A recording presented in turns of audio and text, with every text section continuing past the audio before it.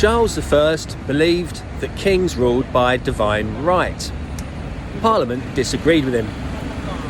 He became king in 1625 after the death of his father, James I.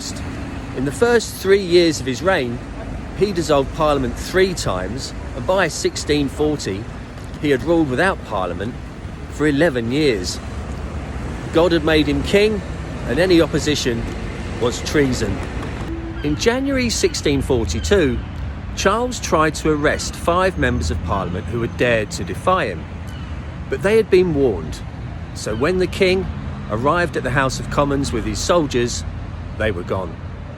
He said, "I see my birds have flown." The king and Parliament recruited for their armies, and in August 1642, the English Civil War began.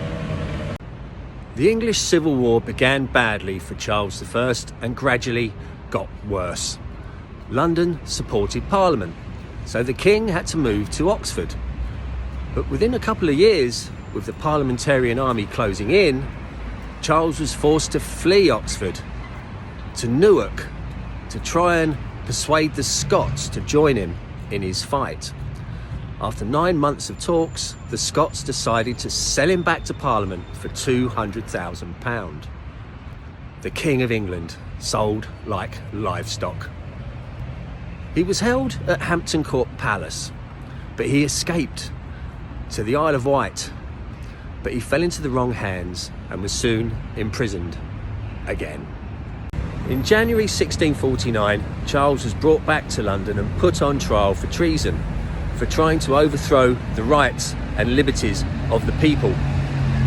He was found guilty and executed just 3 days later on the 30th of January 1649 here at Banqueting House.